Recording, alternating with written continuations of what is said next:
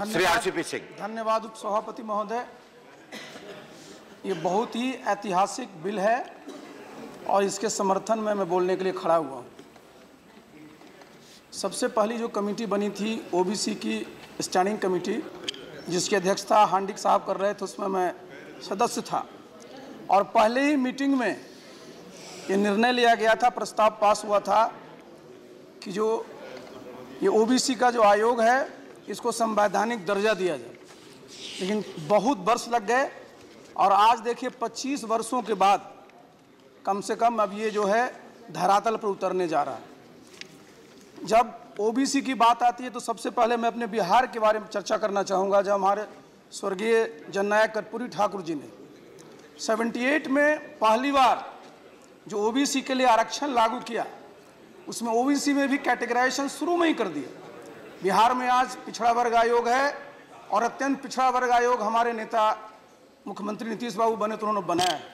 तो मैं चाहूँगा सरकार से कि आने वाले समय में अभी जब हम लोग पिछड़ा वर्ग आयोग बना रहे हैं, इसको संवैधानिक दर्जा देने जा रहे हैं, तो अत्यंत पिछड़ा वर्ग, जो पिछड़े वर्ग में भी जो पीछे हैं, उनके लिए एक आयोग बनाया जाए और उनको भी संवैधानिक दर्जा दिया जाए। आखिर हमारा जो लोकतंत्र है, लोकतंत्र के बारे में सब हम लोग बचपन से पढ़ते थे कि government of the people, by the people, for the people.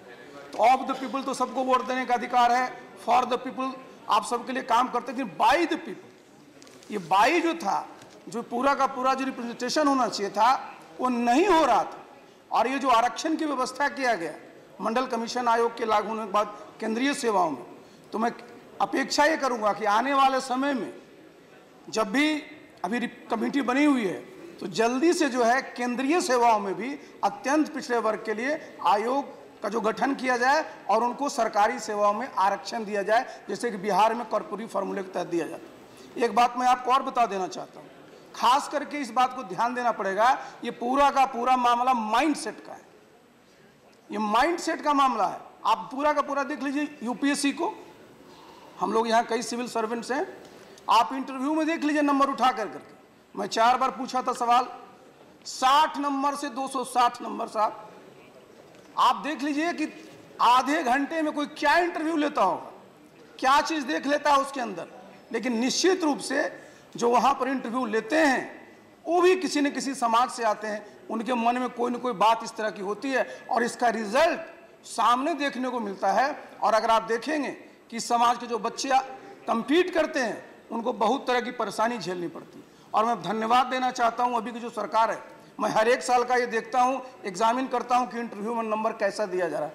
मुझे प्रसन्नता हुई कि इस बार जो फाइनल रिजल्ट निकला है, अगर आप उठा करके देख लीजिएगा, तो चाहे वो माइनॉरिटी के बच्चे हों, दलित समाज के बच्चे हों, बैकवर्ड के बच्चे हों, सबको अच्छे नंबर मिले। और एक बात मैं सुन करके बड़ा आश्चर्य लग रहा था कि बता रहे थे कि सर इसको माइनॉरिटी को सम्मिलित किया जाए। हरिप्रसाद जी, आपको मैं बता दूं, बिहार में सिर्फ 4 जातियां जो है, जो मुस्लिम समाज की हैं, वो पिछड़े वर्ग में नहीं है, बाकी सभी जो है वो पिछड़े वर्ग में है और उसमें ज्यादातर अति पिछड़े वर्ग में।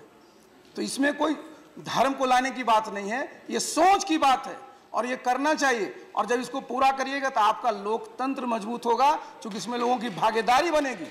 तो हम चाहेंगे सबसे कि इस बिल को तो पारित करिए ही, और आगे आने वाले समय में अत्यंत पिछड़ा वर्ग के लिए भी अलग से बिल लाइए। इसे पूरा का पूरा समाज जो अब तक उपेक्षित रहा है, उनकी भागीदारी राजनीति में भी हो, सरकारी नौकरियों में हो। बहुत बहुत धन्यवाद। धन्यवाद।